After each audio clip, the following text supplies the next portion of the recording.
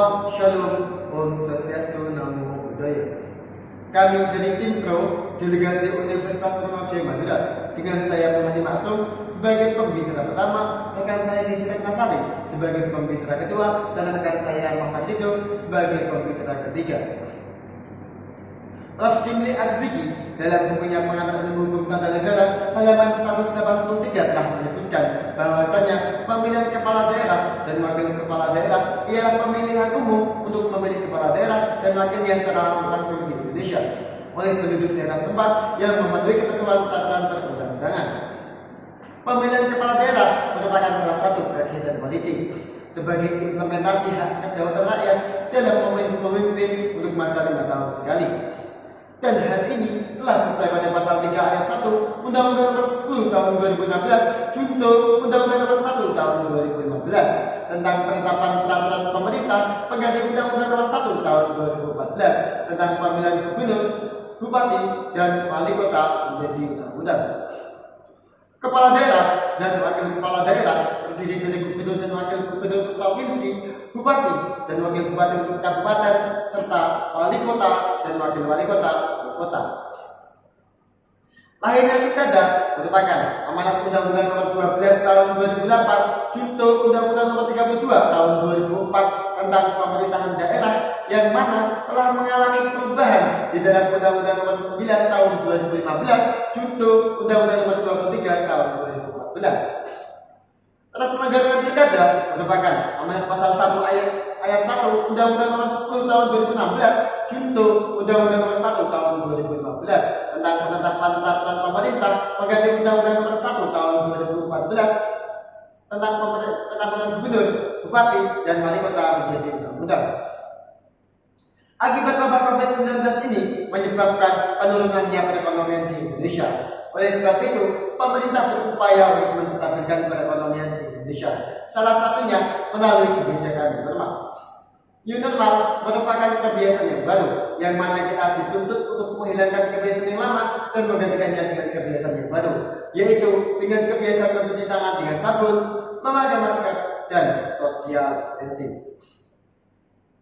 Kebijakan pemerintah mengenai new normal telah sesuai dengan ideologi bangsa Indonesia, yaitu Pancasila keempat mengenai kerakyatan yang dipimpin oleh hikmat kebijaksanaan dalam permusyawaratan perwakilan, serta kebijakan pemerintah mengenai pelaksanaan pemilihan kepala daerah di era new normal merupakan upaya pemerintah untuk mewujudkan cita-cita bangsa Indonesia, yang mana telah termaktub di dalam pembukaan Undang-Undang Dasar Negara Republik Indonesia tahun 1945 pada alinea keempat, yaitu untuk memajukan kesejahteraan umum. Pemilihan kepala daerah merupakan salah satu tempat menyalurkan aspirasi masyarakat, yang mana aspirasi masyarakat yang satu dengan aspirasi masyarakat yang lain dan kondisi masyarakat yang satu dengan kondisi masyarakat yang lain tentunya sangatlah berbeda. Sebagaimana pendapat Prof. Jimli Asriki dalam bukunya Pengantar Ilmu Hukum Tata Negara halaman 415 menyebutkan bahwasanya pentingnya diadakannya pemilu secara berkala.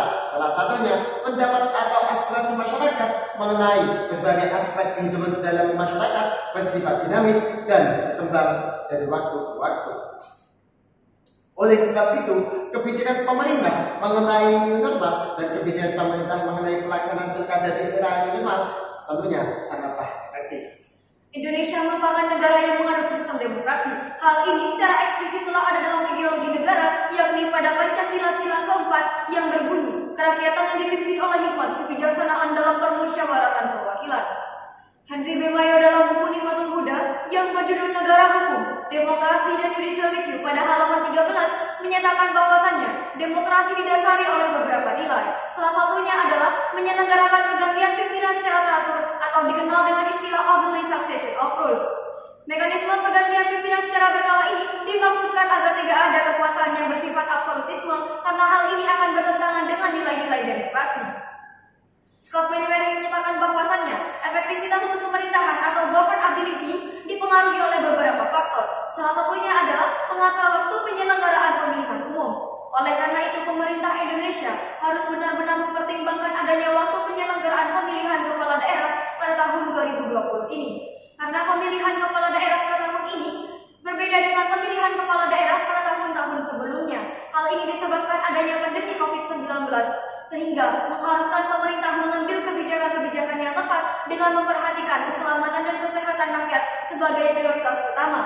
Dan ini menjadi implementasi adanya cita-cita bangsa sebagaimana termaktub dalam alinea keempat pembukaan Undang-Undang Dasar Negara Republik Indonesia tahun 1945, yaitu memajukan kesejahteraan umum. Pemilihan kepala daerah termaktub dalam pasal 18 ayat 3 Undang-Undang Dasar Negara Republik Indonesia tahun 1945 yang menyatakan bahwasannya pemerintah daerah provinsi, daerah kabupaten dan kota memiliki Dewan Perwakilan Rakyat Daerah yang dipilih melalui pemilihan umum. Hal ini ditegaskan kembali dalam pasal 1 ayat 1 Undang-Undang Nomor 10 Tahun 2016 Junto Undang-Undang Nomor 1 Tahun 2015 tentang penerapan peraturan pemerintah pengganti Undang-Undang Nomor 1 Tahun 2014 tentang pemilihan gubernur, bupati dan wali kota menjadi undang-undang yang menyatakan bahwa pemilihan gubernur, bupati dan wali kota yang selanjutnya disebut pemilihan adalah pelaksanaan kedaulatan rakyat di daerah provinsi dan kabupaten atau kota untuk memilih gubernur, bupati dan wali kota secara langsung dan demokratis.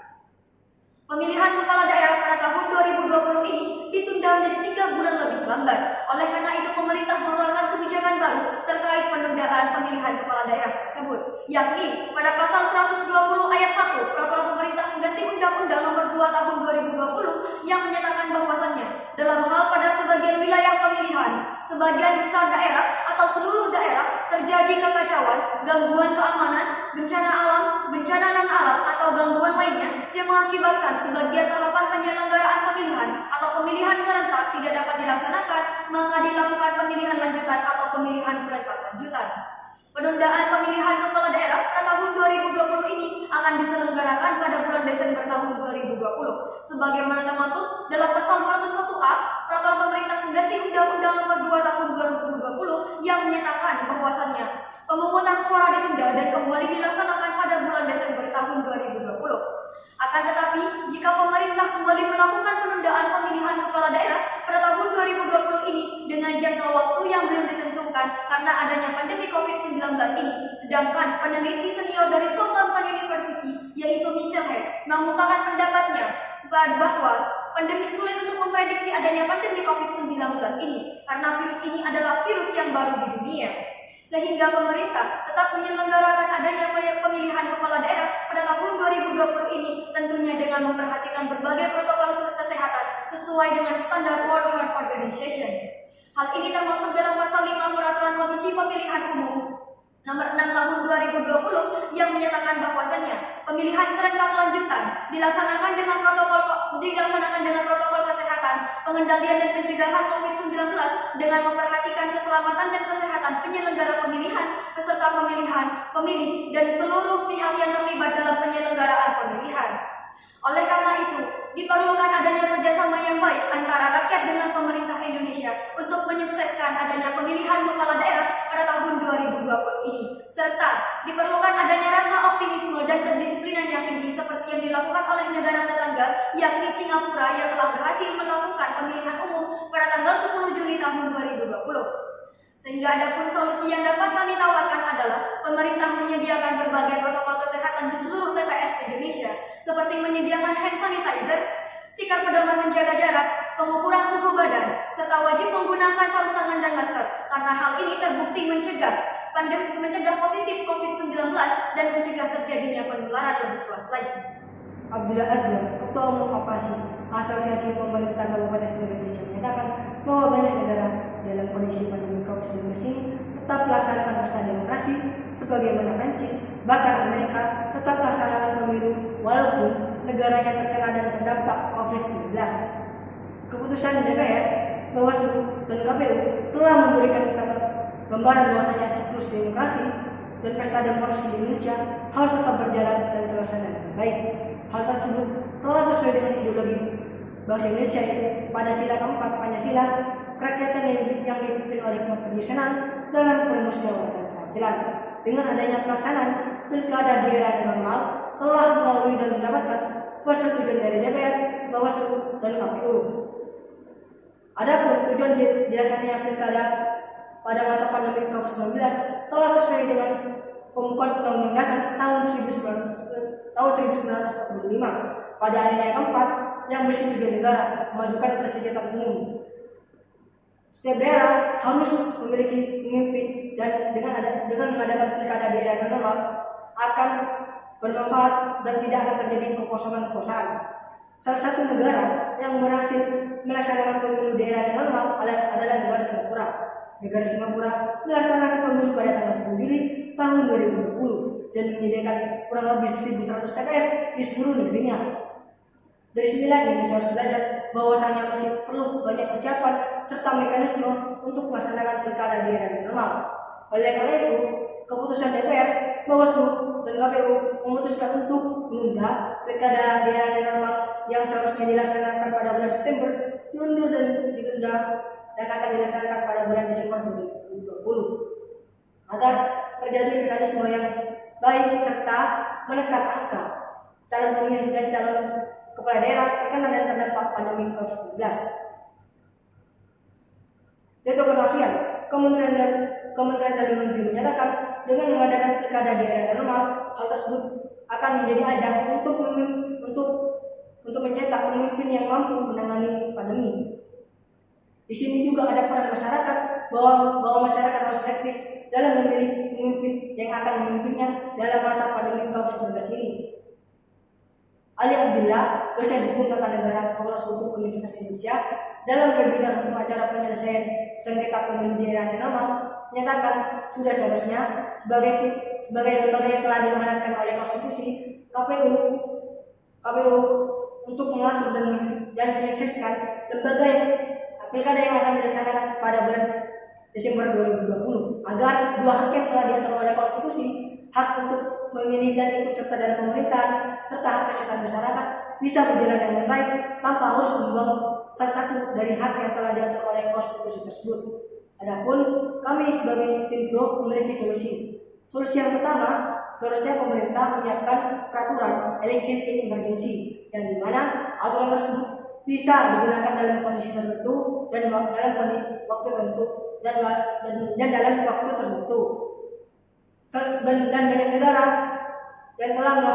Dan banyak negara yang telah melakukan election emergency. Salah satu negara adalah negara Prancis. Solusi yang kedua, seharusnya pemerintah menggunakan e-voting. E-voting di sini digunakan bagi pemilih yang tidak bisa melakukan pemilihan secara langsung. Seperti yang termaktub dalam pasal 5 ayat 2 huruf F PKPU nomor 6 tahun 2020 yang dimana bila suhu pemilih di atas 37 derajat Celcius maka pemilih tidak bisa melakukan pemilihan secara langsung. Dari sinilah pemerintah harus menerapkan media e-voting di sini agar hak sebagai pemilih tetap bisa terlaksana dengan baik dan demokrasi di Indonesia tetap berjalan dengan baik. Kurang lebihnya kami mohon maaf. Assalamualaikum warahmatullahi wabarakatuh.